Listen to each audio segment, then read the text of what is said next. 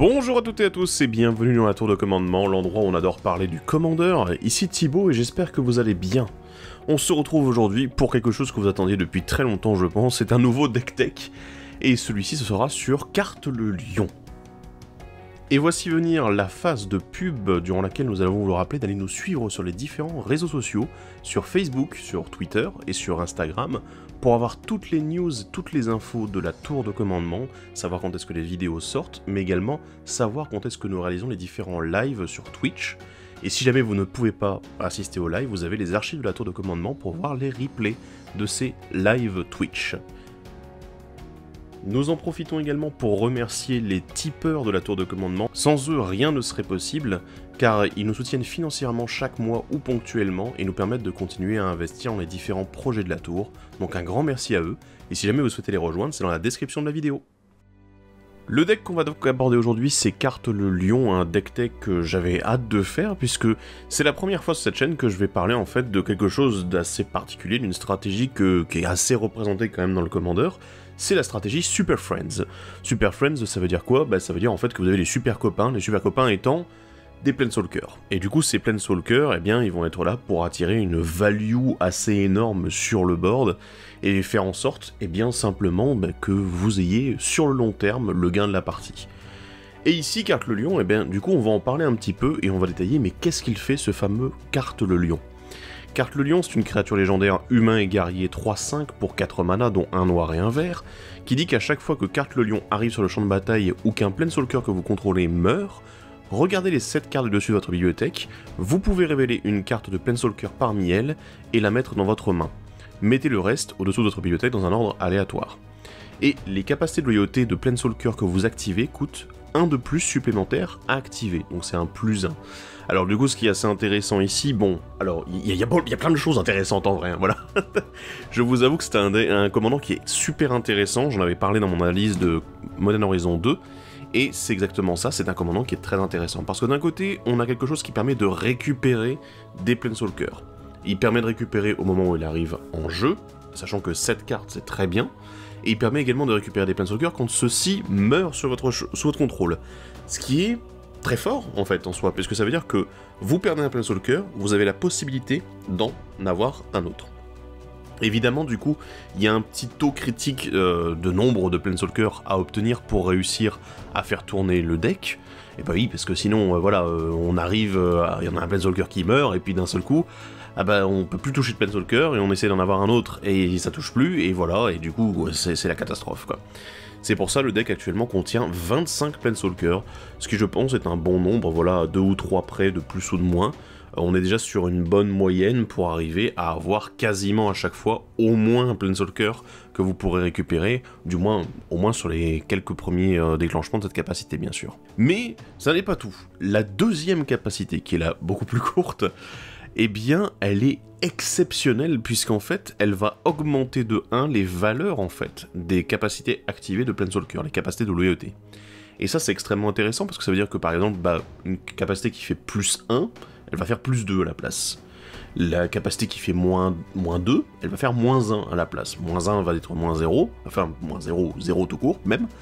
Et un ulti par exemple qui serait à moins 6 passera à moins 5. Ce qui est extrêmement intéressant parce que d'un seul coup, alors on n'est pas sur le cas de Doubling Season où d'un seul coup, oh mon dieu, mais ils peuvent faire leur ulti tout de suite, mais les ultis, les capacités ultimes ont tendance à être extrêmement plus rapide, parfois même en un tour de table en fait, hein.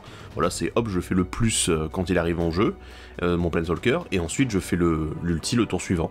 Voilà, donc c'est extrêmement rapide, puisque c'est pas prévu comme ça normalement, et bien ça rend la chose très intéressante. Bien sûr, voilà, je vais le préciser un petit peu, mais l'objectif dans ce deck, ça n'est pas de faire en sorte que l'ulti soit l'objectif de A à Z, mais plutôt de se dire qu'on a des Planeswalkers qu'on va utiliser pour toutes leurs capacités, parce que avec ce bonus supplémentaire, c'est toujours intéressant, et puis si on perd un Planeswalker, c'est pas trop grave, parce que finalement, on peut en récupérer un autre, et que tous les Planeswalkers sont utiles, il n'y a pas juste quelques Planeswalkers qui font « Oh mon dieu, combo débile !»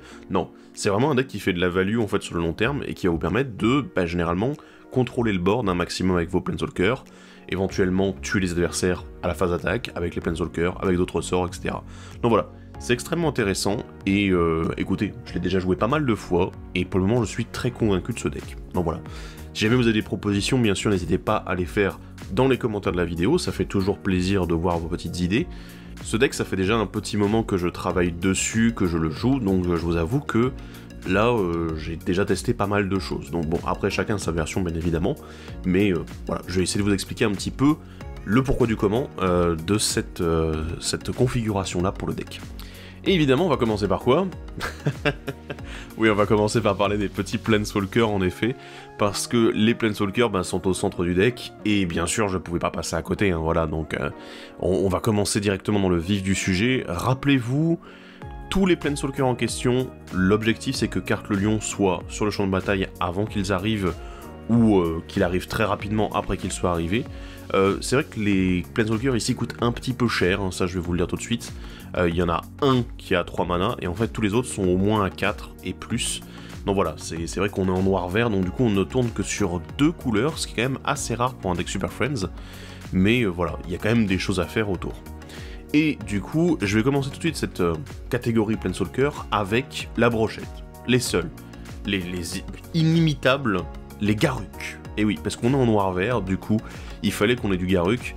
Je vais commencer avec les 3 premiers, Garruk Langue-Bestion, Garruk Libéré, Garruk l'Implacable, qui devient Garruk Maudit par le Voile. Alors je vous avoue que la brochette des Garruk n'est pas terminée, bien sûr, mais je vais donner un petit peu l'explication de pourquoi ces Garruk-là. Parce que il y a pas mal de raisons, en fait, hein. La première, pour le Garruk Langue-Bestion, c'est la rampe, bien évidemment, la création de jetons. Alors, la création de jetons, dans les decks Super Friends, c'est extrêmement important, et ici, on est déjà sur un bon Planeswalker pour ça. Pourquoi? Parce que un Planeswalker qui peut mettre une créature qui peut le défendre derrière, c'est un bon Planeswalker. C'est un Planeswalker qu'on a envie de jouer, en fait, parce que de base, on sait que il arrive, il peut faire une bête pour réussir à le protéger. C'est bien, c'est une bonne chose, en fait. Donc du coup, ça, c'est très intéressant. Donc du coup, ici, avec Langue-Bestion, il a cet avantage double d'avoir d'un côté le côté je dégage des terrains, et de l'autre côté, le côté création de jetons. L'ulti est assez intéressant, mais honnêtement, il faudra avoir un board énorme, ce qui n'est pas le cas dans le deck, hein, il y a très peu de créatures. Donc voilà, c'est quand même un peu plus important, en effet, d'avoir ce côté création de jetons et dégagement de terrain. Du coup, vous l'avez compris également, c'est que si j'ai mis Garruk Libéré, c'est un peu pour la même raison, c'est pour faire en sorte d'avoir une bête qui est créée, et en plus qu'on peut récupérer la plupart du temps un marqueur de loyauté supplémentaire, ce qui fait que finalement on a dépensé 0 pour réussir à activer cette deuxième capacité. Le -7 est intéressant aussi, ça je vais pas vous mentir, hein, c'est quand même sympa. Après il faut voir en effet s'il y a suffisamment de créatures qui peuvent être réellement impactantes au moment où on le joue. Garruk l'Implacable, qui devient Garruk Maudit par le Voile, lui c'est un petit peu... je sais que c'est un petit peu un des Garruk qui a été assez...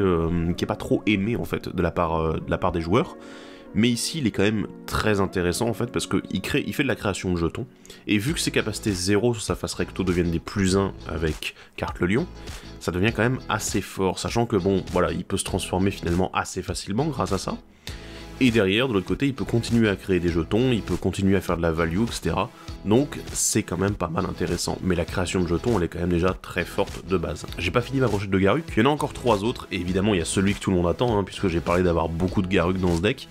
Il y a Garruk Chasseur Primordial, Garruk Chasseur Maudit, et Garruk Prédateur du Zénith. Il est un peu dans le même thème, en effet, Garruk à chaque fois, hein, voilà. On voit au niveau des noms, ça se sent tout de suite. Garruk Chasseur Primordial, pourquoi? Création de jetons, toujours.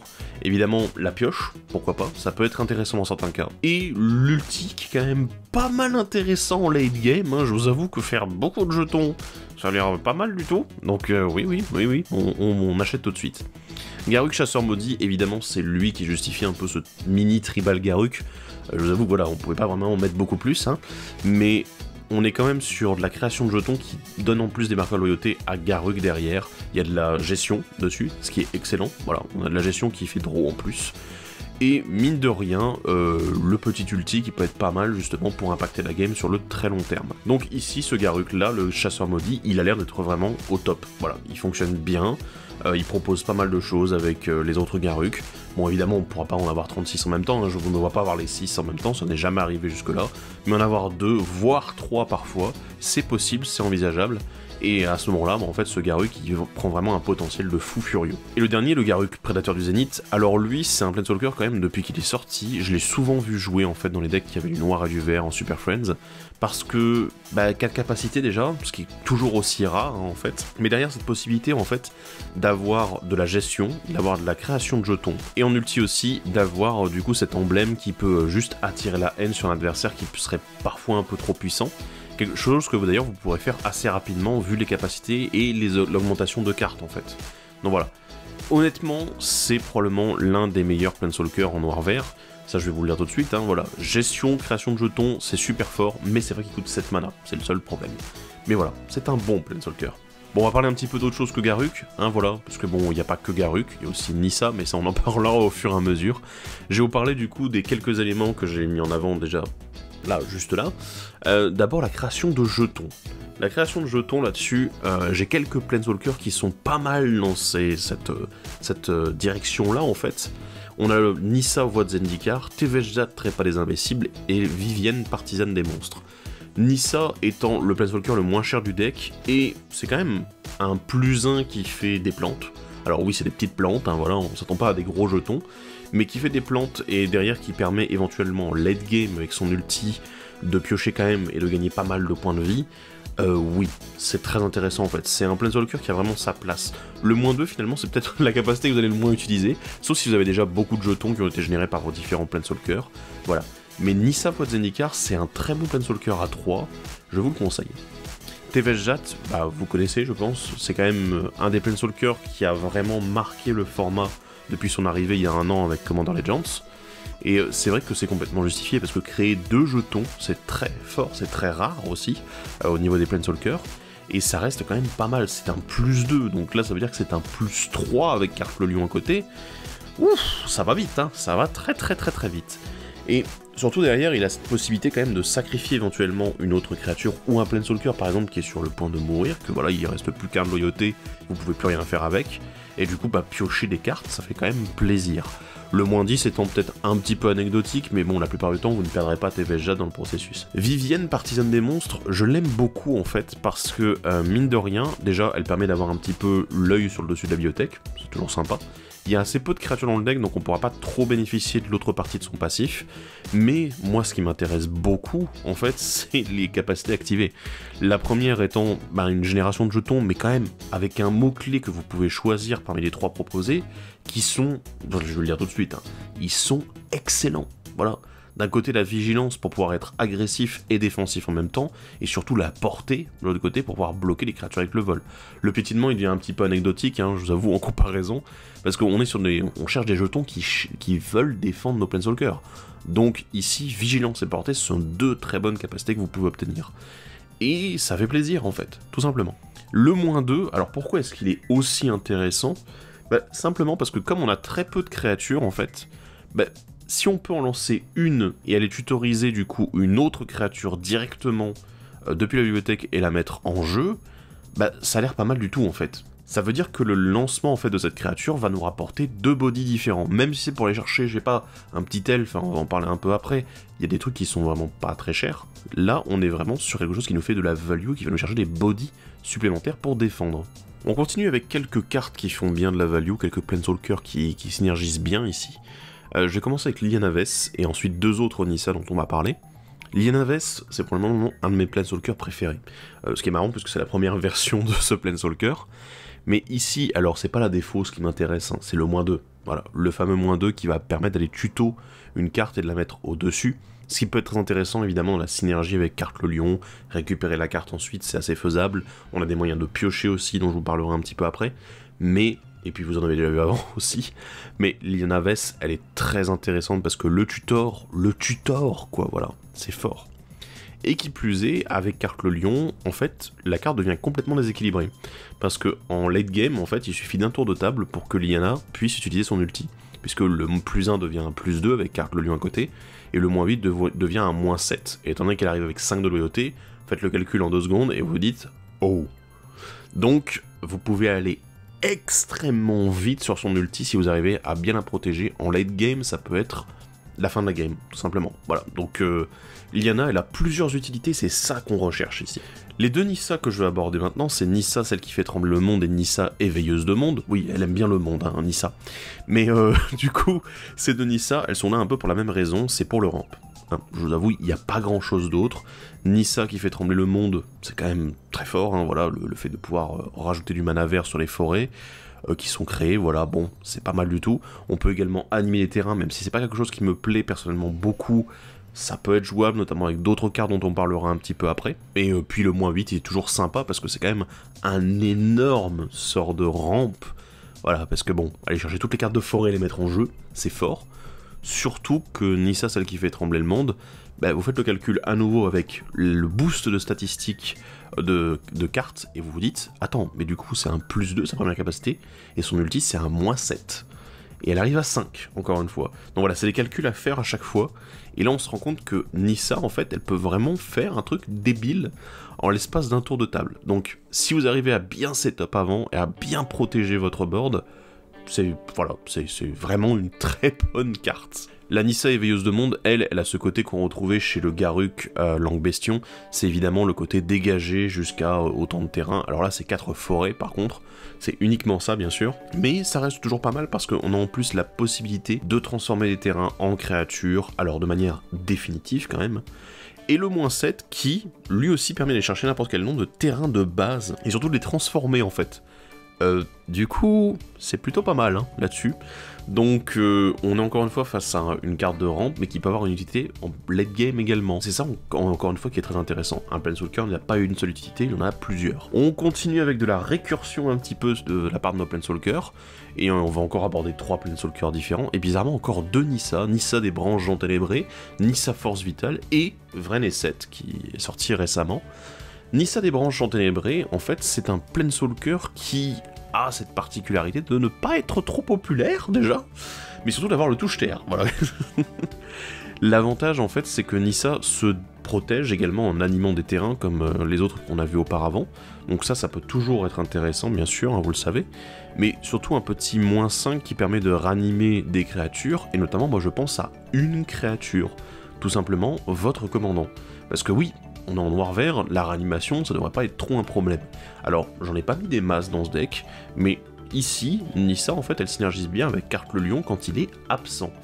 Ce qui est bien, parce que bon, pas devoir payer Carque le Lion 6 mana ou 8 mana par la suite, ça paraît plutôt pas mal.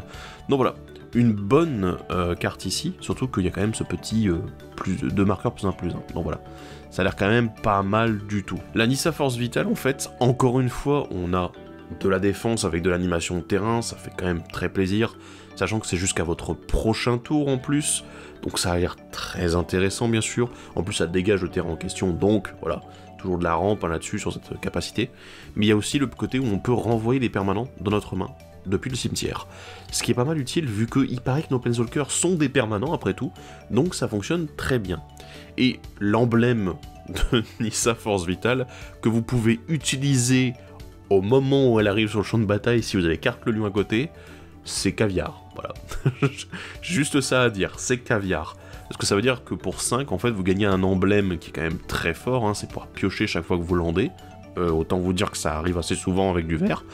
Et derrière, surtout, ce côté, ah bah, Nissa est morte, carte est là, ah bah du coup, je vais pouvoir regarder à nouveau les 7 cartes dessus ma bibliothèque et récupérer un Planeswalker parmi les 7 cartes.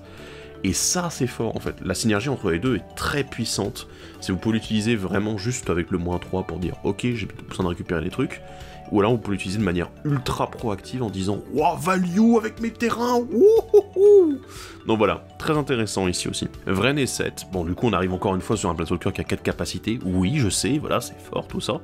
Mais il y a tellement de choses en fait ici, c'est que on a le côté rampe, on a le côté création de jetons qui est quand même pas mal du tout parce que c'est des gros jetons, on a quand même le Sylvain là, il est plutôt buffy et surtout il a la portée, ce qui est quand même très fort, c'est une capacité qu'on veut avoir pour protéger nos Planeswalkers. Et derrière, le magnifique -8 qui est une stupidité astronomique, juste ok, bah ah tiens j'arrive en late game. Oh écoute, on va récupérer tous les Planeswalkers qui étaient au cimetière, hein, c'est pas un problème. Bah oui, non, c'est pas un problème du tout. Donc voilà. Et encore une fois, bah, en un tour de table, vous faites un +1 qui est en fait un +2 avec Carque le Lion, vous faites ensuite le -7, et boum, vous avez récupéré toutes les cartes. Et ce qui est marrant en plus, attention, accrochez-vous, bah Vraneset, si jamais il meurt sur sa capacité -7, enfin -8 je devrais dire, eh bien, vous le renvoyez lui aussi dans la main de son propriétaire, puisque bah, hop, on met la capacité en pile, ah bah tiens, le Planeswalker il meurt, il a plus de marque à loyauté, et bah du coup on résout la capacité, ah bah tiens, il est à nouveau dans ma main, oh, c'est marrant. Donc voilà, très intéressant, et Vraneset, il est génial. Passons un peu plus sur les Planeswalkers qui font de la gestion. Oui, j'ai déjà parlé quelques-uns d'entre eux, mais là, il y en a encore plus, donc voilà, parce qu'on n'a pas fini. Parce que bon, voilà, on a du bon stuff, et je vais commencer avec la reine, la seule, l'unique, illustrée par l'illustre Magali Villeneuve, c'est Vraska, reine des Golgari. Donc voilà, j'aime beaucoup en fait ce Planeswalker parce qu'en fait il remplit plein de slots différents, et c'est quand même assez fort. Pourquoi? Parce que d'un côté, Vraska, reine des Golgari, il y a simplement le truc détruire un permanent dans le terrain, avec un coût converti de mana inférieur ou égal à 3. Ok. Honnêtement, j'ai hésité à la mettre à un moment à cause de ça, parce que je me disais, ouais, mais avec une valeur de mana de 3 ou moins, c'est un peu léger, quoi. Ça peut fonctionner, mais c'est un peu léger. Et en fait, je me suis dit, mais c'est quand même pas mal, parce que derrière, on a le +2, qui permet de sacrifier d'autres permanents, ça veut dire également des Planeswalkers qui seraient peut-être à 2 doigts de crever, et sachant que c'est un +2, donc du coup c'est un +3 avec carte, et du coup si carte est là, ça veut dire qu'on récupère encore de la value en plus, sachant que voilà, on gagne un point de vie, on pioche déjà une carte, la value est là en fait. Vraska c'est devenu un recycleur de Planeswalker en fait. Et vu qu'on est sur une sorte de deck réanimator Planeswalker, ça fonctionne bizarrement, ça fonctionne plutôt bien même. Et puis l'emblème, bah, pas vraiment besoin de dire grand chose de lire l'emblème, c'est juste quelque chose qui va instantanément one-shot un adversaire s'il a le malheur de se prendre ne serait-ce qu'une blessure de votre créature. Donc, on garde, voilà, mais c'est un Planeswalker qui est extrêmement dangereux en effet. Dans le côté plus gestion, un peu plus classique, j'ai Liliana, Éveilleuse des Morts, oui encore Liliana, Frialise, la Fureur de Llanowar, et Omnixilis, Ravivé. Alors Liliana, Éveilleuse des Morts, pourquoi? Parce que bon, il y a de la défausse, c'est sympa. Il y a du -X, sachant qu'on veut que nos Planeswalkers meurent quand même un moment, on s'en fiche de les garder pendant X tours. Généralement, c'est la value qu'ils vont nous apporter assez rapidement qui est intéressante. Donc, on peut cumuler des cartes au cimetière sans aucun souci. Et puis, bah, je veux dire, le -7, qui est quand même fort sympathique, sachant qu'on peut l'activer, en fait, durant le tour suivant l'arrivée de Liliana sur le champ de bataille. Et t'es là, ah oui, parce que bon, pouvoir récupérer des créatures dans les cimetières adverses aussi, ça a l'air pas mal du tout. Surtout quand le deck est basé sur le fait de les gérer un petit peu, et de faire en sorte de ne pas avoir trop de menaces en face. Ah oui. En effet, ça a l'air pas mal du tout, et ça fonctionne très bien, sachant que Liliana coûte quand même peu cher, et qu'elle arrive avec une bonne loyauté. Frialise, alors là on est sur un mix, parce qu'il y a encore une fois du jeton, il y a du ramp, et il y a de la gestion d'artefacts et d'enchantements, ce qui fait quand même toujours plaisir.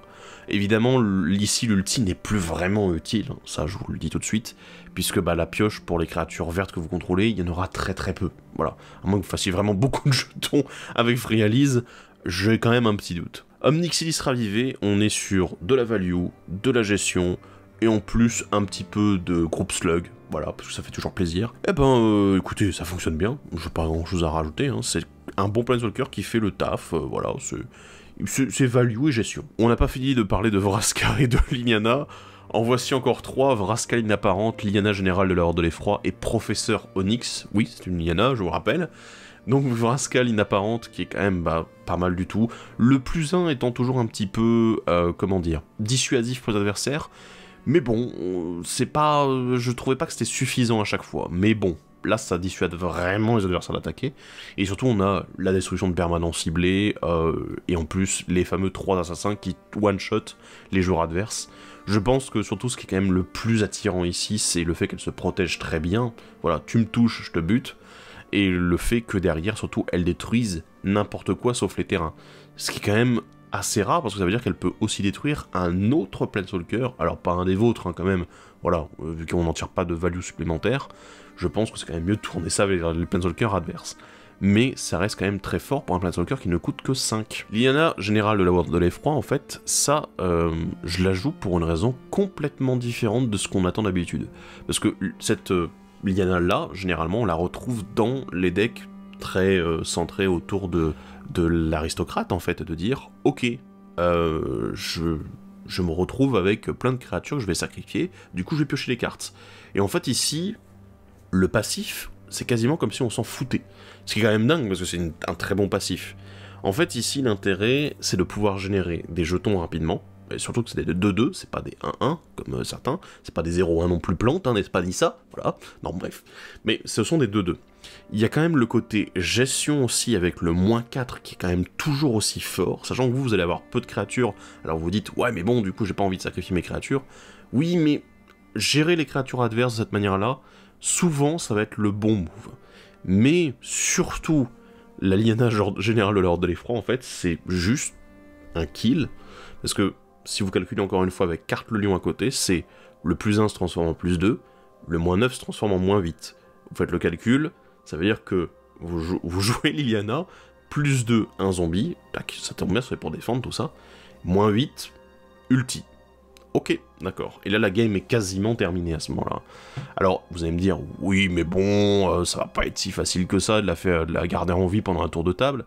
Eh ben, détrompez-vous, en fait. Le deck, il a tellement moyen de gérer un peu à droite à gauche avec les Planeswalkers, avec d'autres sorts de gestion, et il a quand même quelques créatures présentes dans le deck qu'on peut sacrifier sans aucun problème.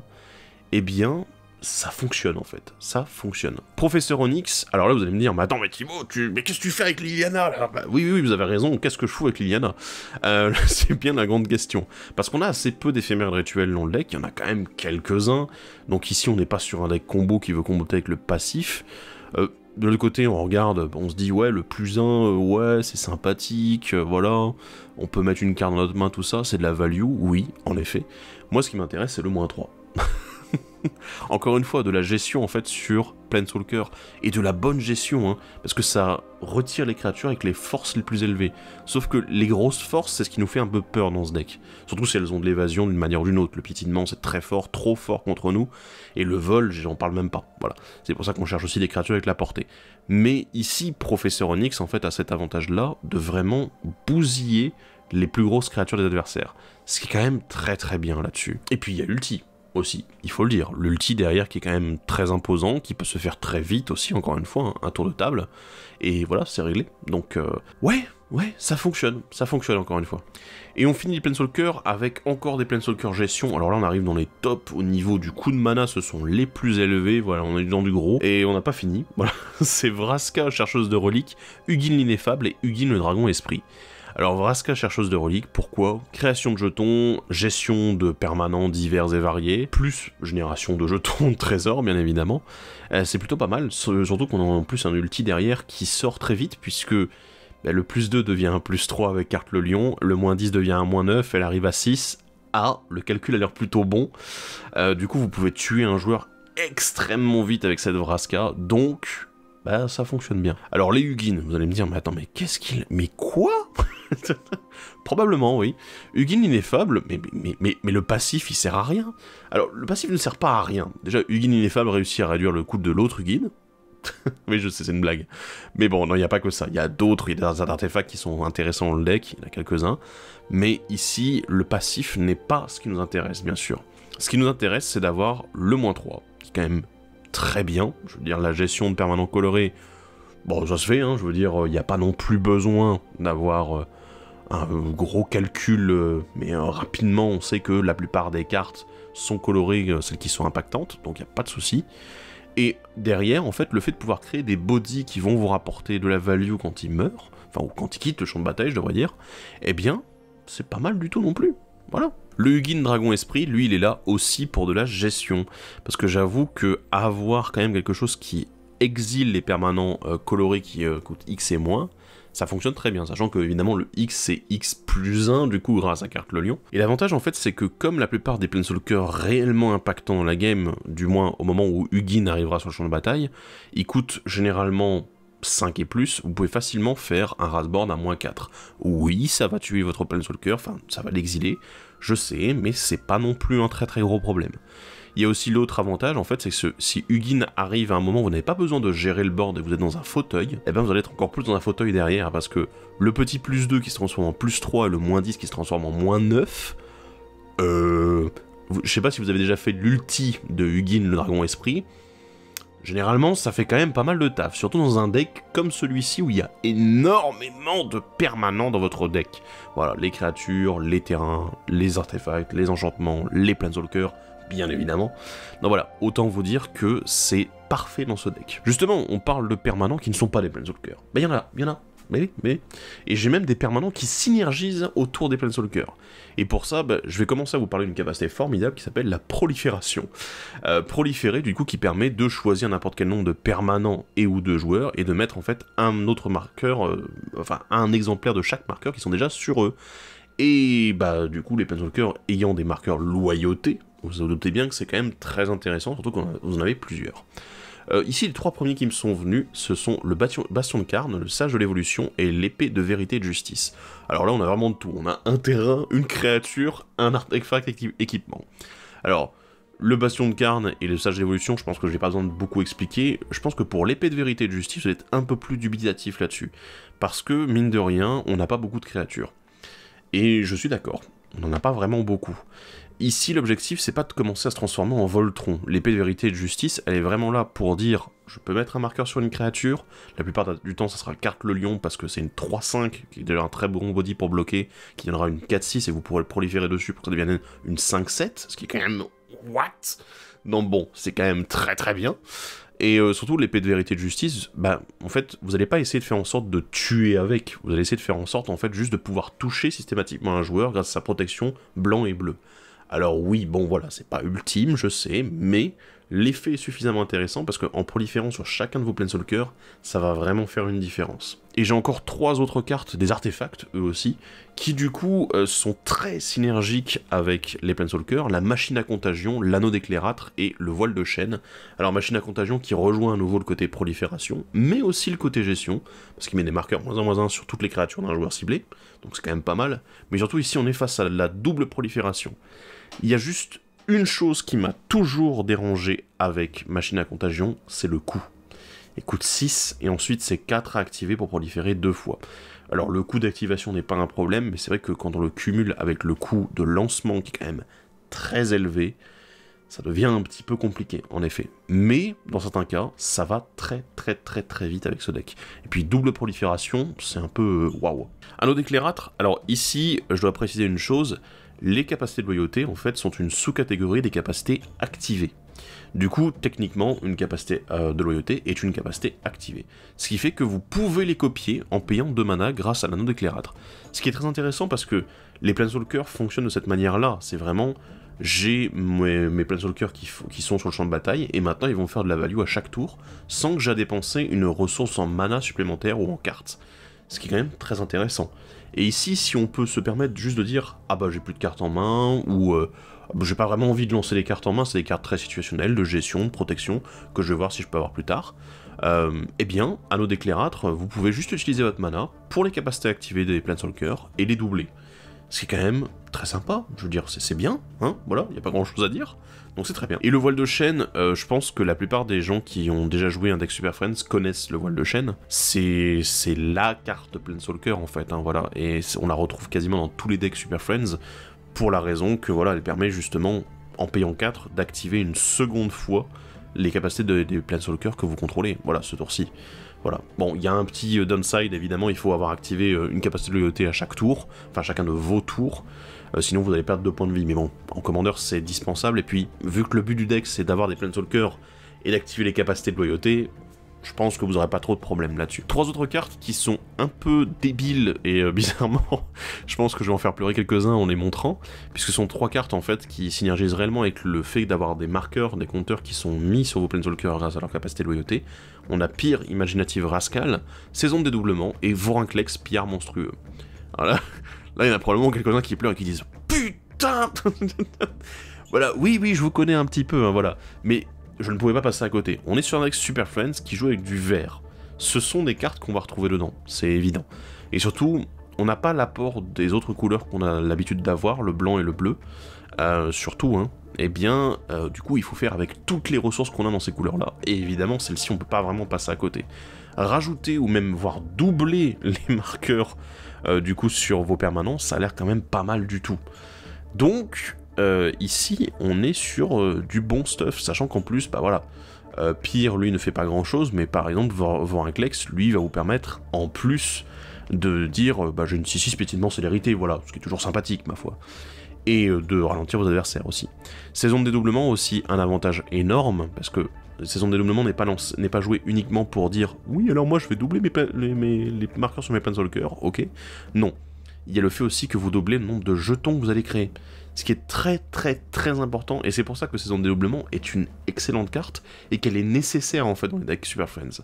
Pas uniquement parce que « Oh mon dieu, mais attends, ça fait des conneries avec les marqueurs loyauté !» Non, parce que aussi, si vous avez déjà des Planeswalkers sur le board, eh bien ils vont pouvoir générer 2 fois plus de jetons, ce qui est quand même très puissant, et c'est exactement ce qu'on veut pour protéger notre board. J'ai une dernière carte que j'aurais pu mettre dans une autre catégorie, je vous avoue, mais ici, elle remplit plusieurs rôles, et je pense que vous attendiez un petit peu tous à la voir. Pour ceux qui ne connaissent pas, je vous la présente, c'est le Serment de Liliana, un enchantement légendaire en fait qui a 2 capacités très intéressantes. Une première qui se déclenche à son arrivée en jeu, chaque adversaire sacrifie une créature, c'est très bien, ça coûte que 3 mana donc c'est très bien. Et surtout derrière en fait une capacité déclenchée au début de chaque étape de fin. Si un Planeswalker est arrivé sur le champ de bataille sous votre contrôle, vous allez créer un 2/2 zombie. Et là, si vous faites le calcul avec ce que je dis depuis le début, vous avez compris pourquoi est-ce que j'ai mis cette carte dedans, et pourquoi est-ce qu'elle devrait être mise d'ailleurs dans la plupart des decks Super Friends, parce que les Planeswalkers qui ne peuvent pas créer de jetons le tour où ils arrivent, ou alors qu'ils n'en créent qu'un seul, et c'est un peu triste, voilà, ils sont tout seuls, et qu'en face il y a beaucoup de menaces. Ici du coup, le Serment de Liliana va vous permettre de créer des bodies, en fait, à chaque fois qu'un Planeswalker sera arrivé sur votre contrôle. Ce qui est quand même très fort, parce que, voilà, c'est vraiment la totale, c'est exactement ce qu'on veut, et ça fonctionne tout seul, et il n'y a plus besoin d'investir du mana, et c'est peu cher, en fait, pour tous les effets que font la carte. Donc, très intéressant. En tuto et en pioche, j'ai pas mis grand chose. Et pour moi, ça se justifie de plusieurs façons. J'ai mis 4 cartes. Voilà. Vous allez me dire, mais attends, mais t'es fou? Non, déjà. Enfin, ça dépend des jours. Mais voilà, pas aujourd'hui. Les tutos et pioches, en fait, pour moi, ils sont plus trop justifiés parce que, déjà, on a des Planeswalkers qui nous font piocher, qui nous permettent d'aller tutoriser aussi. Enfin, voilà. Il y a plein de choses. Les Planeswalkers font déjà plein de boulot à eux tout seuls. De l'autre côté, on a Carte le Lion en plus qui nous permet de récupérer de nouveaux Planeswalkers quand on en a un qui meurt. Et quand lui arrive en jeu aussi. Donc, c'est quand même très intéressant, et finalement, la logique même du deck, la stratégie autour des Planeswalkers, fonctionne déjà pour nous donner de la value et du card advantage. Donc, on n'a plus tellement besoin de piocher et d'aller tutoriser. Mais quand même, j'ai mis le top du top. Voilà, là je vous le dis tout de suite. J'ai mis, au niveau des tutors, le précepte vampirique et le précepteur diabolique. Alors voilà, oui, je vous ai mis les 2 classiques, les 2 très gros classiques, voilà, c'est le top du package. Pourquoi cela? Parce que ce sont les moins chers, donc du coup, on peut les avoir assez rapidement, les utiliser en early game sans aucun problème, pour setup un peu plus ce qui va se passer après. Le fait est qu'il n'y a pas réellement de raison, c'est les meilleurs. Si vous voulez jouer des versions plus budget, par exemple, peut-être, je sais pas, le Grim Tutor, et que vous voulez jouer un précepteur démoniaque, bah oui, allez-y, faites-vous plaisir. Je pense que c'est faisable aussi sans aucun problème, hein. Mais c'est juste que derrière, voilà, ce sont les 2 meilleurs, donc du coup j'ai mis cela. En termes de pioche un peu plus pure, j'ai mis 2 cartes qui bizarrement ont une illustration assez proche, hein, vous remarquerez. Sylvan Librairie et Reiki, l'histoire de Kamigawa. Alors, Sylvan Librairie qui est un très gros classique du verre, hein, et c'est vrai que, mine de rien, déjà pouvoir regarder les 3 quarts dessus de la bibliothèque, voilà, de dire, ok, ah bah tiens, c'est plutôt pas mal, sachant qu'en plus on a Carte le Lion derrière qui permet de récupérer des 7 cartes dessus un Planeswalker, ça peut être intéressant justement de savoir au moins quelles sont les prochaines cartes à venir. Donc, très bien là-dessus, sachant qu'en plus c'est de la draw supplémentaire si vous le souhaitez, enfin il y a plein de choses, c'est du filtrage, enfin on peut... Sylvan Librairie fait trop de choses, donc voilà là-dessus, draw supplémentaire, filtrage, regard, enfin bon, ouais vas-y, il y a tout. Donc c'est pas mal du tout déjà de base là-dessus, et je pense que ça reste un grand classique, hein, il n'y aura pas grand chose à dire de plus. Reiki, vu qu'on joue les Planeswalkers, vu qu'on joue quand même notre commandant qui veut revenir éventuellement sur le champ de bataille, qui va être casté à quelques occasions, on va lancer quand même pas mal de sorts légendaires, il me semble qu'on en est à presque 30 dans le deck du coup, en comptant Reiki lui-même bien sûr. Eh bien vous pourrez piocher des cartes, ça fonctionne, c'est un body, donc bon, ça fera pas grand chose, hein, c'est une 1-2, mais voilà. Je pense que ça reste quand même très bien dans le deck vu qu'on est que noir-vert et qu'on peut pas piocher à outrance non plus sur les spells qu'on lance. On va passer à la partie gestion-protection qui est extrêmement importante bien sûr. On a pas mal de créatures, je vous avoue, dans cette partie-là. Pourquoi? Parce que, vu que les Planeswalkers occupent quand même déjà 25 cartes sur les 100, Il faut avouer qu'il nous faut des bodies supplémentaires quand même, donc autant avoir des sorts qui vont créer des bodies en plus de faire de la gestion et de la protection, ou alors tout simplement des créatures qui vont avoir des effets pour gérer, protéger. Alors je mets également vu qu'on est en noir-vert, hein, c'est gestion, protection et réanimation en fait, hein, voilà, donc il y a un peu de tout. Mais parce qu'évidemment récupérer des cartes ça a l'air quand même plutôt pas mal pour réussir à rejouer encore et à gagner de la value. Et on va commencer justement avec cette partie un petit peu réanimation. On va commencer avec affronter le passé, témoin éternel et négociant d'objets trouvés Golgari. Alors affronter le passé que j'ai trouvé juste énorme en fait. Le but n'étant pas ici de retirer des marqueurs de loyauté d'un Planeswalker, mais plutôt de récupérer un Planeswalker avec une valeur de X, sachant qu'en plus c'est remis directement en jeu. Donc ça paraît plutôt pas mal. Voilà, j'ai pas grand chose d'autre à dire. Le témoin éternel et le négociant ils sont là évidemment pour récupérer des cartes. Le témoin éternel n'ayant pas de restriction, mais négociant, vu qu'on a quand même pas mal de permanents, il sera toujours content d'être là. En plus, c'est un bon body, hein, donc voilà. Il y a beaucoup de bonnes choses ici. C'est deux bonnes cartes, deux bonnes créatures. On continue avec un peu de protection, slash réanimation, slash tricks, je sais pas comment dire. On est sur Storev, Liche des Devkarin, forme fantôme de Kaya et intervention héroïque. Et je vous avoue que Storev, j'étais là, quand on me l'a proposé, parce que j'ai construit ce leg en live à la base, j'étais là, mais oui, en fait, ça marche complètement. Parce que Storev, lui, il aime bien justement avoir des Planeswalkers qui sont au cimetière, donc il les renvoie dans votre main, c'est plutôt pas mal. Moi, je trouve que c'est une bonne carte de value, c'est un bon body, en plus c'est une 5/4 pétinement, on est très content, hein. Voilà, et c'est pas trop cher, donc voilà, ça fait plaisir. Forme fantôme de Kaya, c'est typiquement le genre de carte qui peut faire des trucs extrêmement débile. Alors vous allez me dire, mais oui, ça va, mais faut pas exagérer non plus. Bah non, mais parce qu'en fait, on veut que nos Planeswalkers meurent à certains moments. Donc on va parfois les sacrifier sur justement une capacité négative qu'ils ont pour dire, ah bah tiens, c'est bon, il a plus de marque à loyauté. Et en fait, la forme de fantôme de Kaya va permettre de les ramener en jeu directement, et surtout de réutiliser à nouveau une de leurs capacités, qui peut être quand même pas mal, quelques fois où tu te dis, ah mince, je peux enchaîner deux capacités de ce Planeswalker sur le même tour. Wouh, ça va être débile. Donc voilà. Et ça permet évidemment de protéger notre commandant si jamais on en a besoin. Surtout que le commandant, il revient sur le champ de bataille grâce à forme fantôme de Kaya.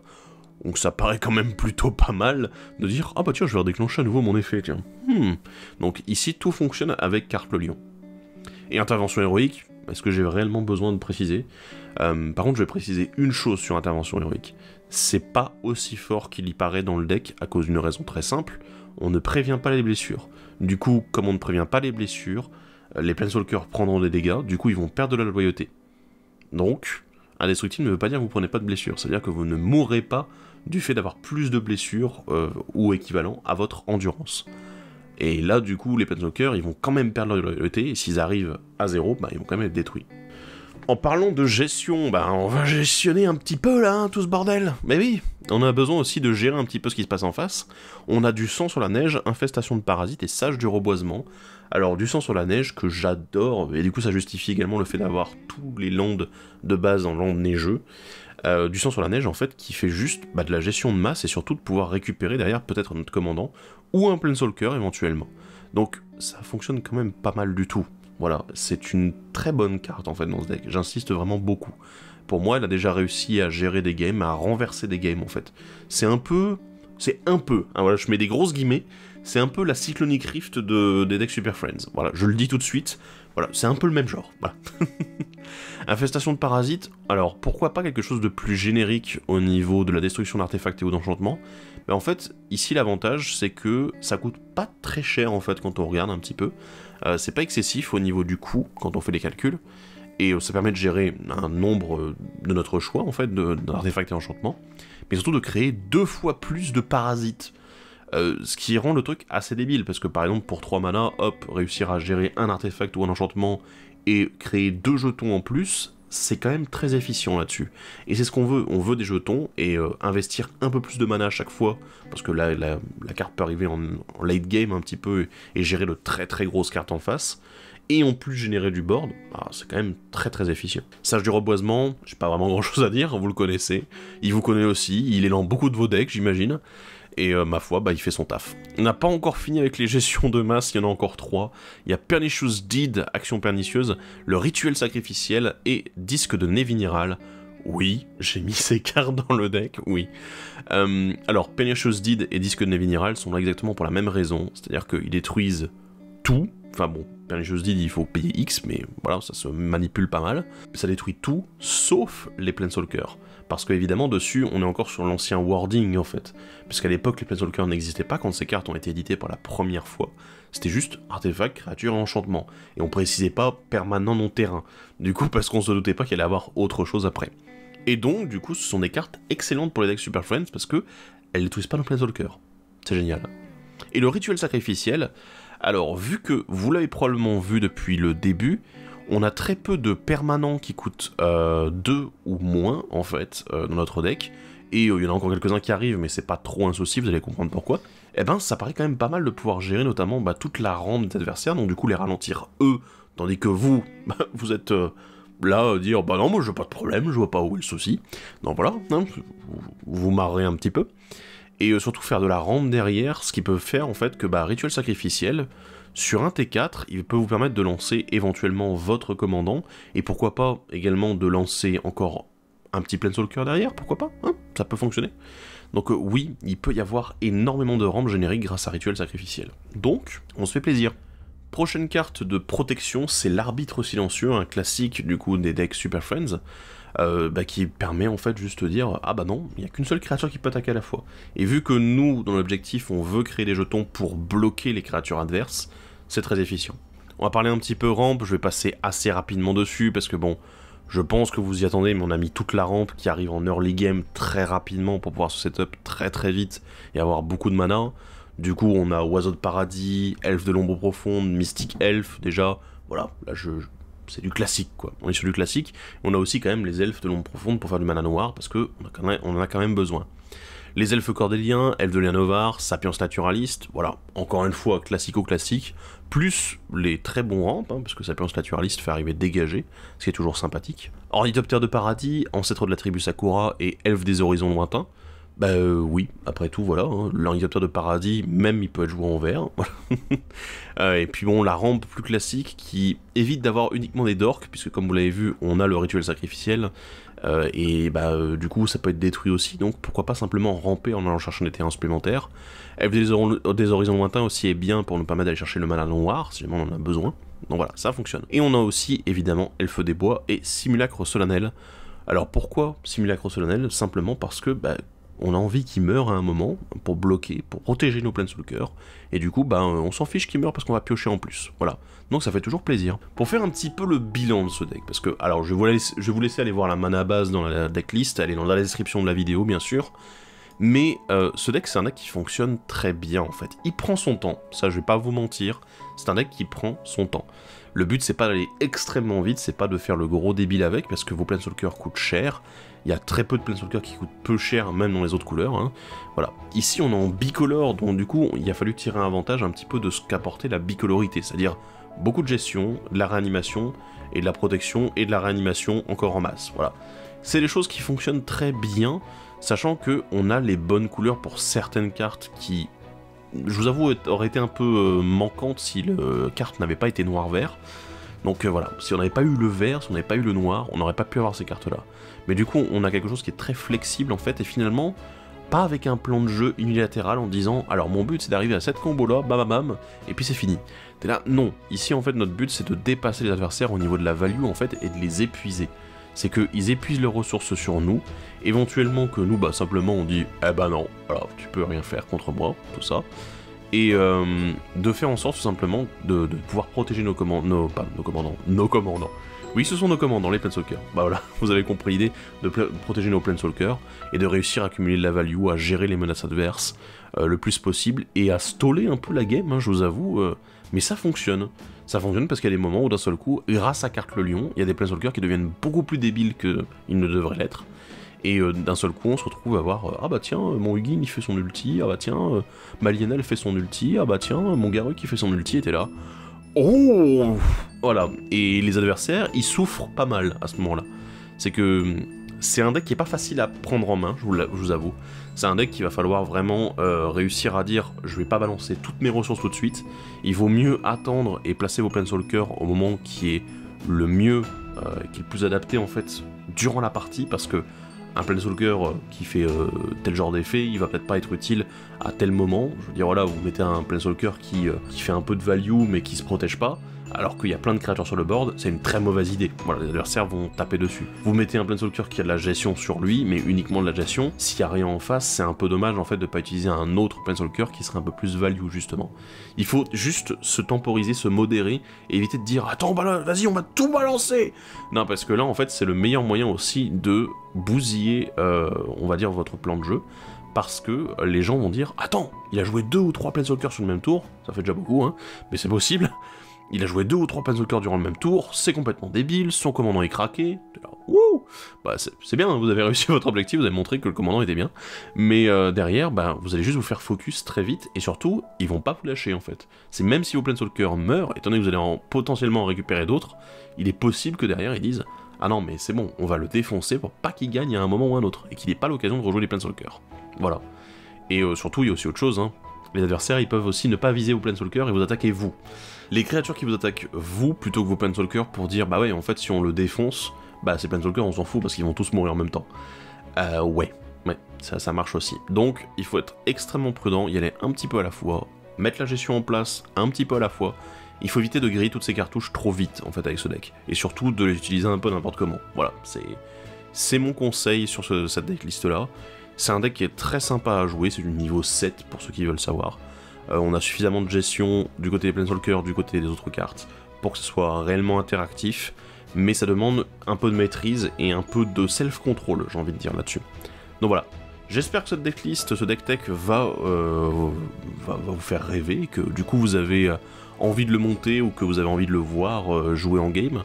En tout cas, moi j'ai déjà pu apprécier durant plusieurs games et c'était vraiment très fun. Pas forcément beaucoup de win rate, mais juste très fun à jouer. Voilà, c'est aussi le plaisir de pouvoir jouer ces commandants, ces Planeswalkers, qui sont assez particuliers. Donc voilà, ça fait plaisir.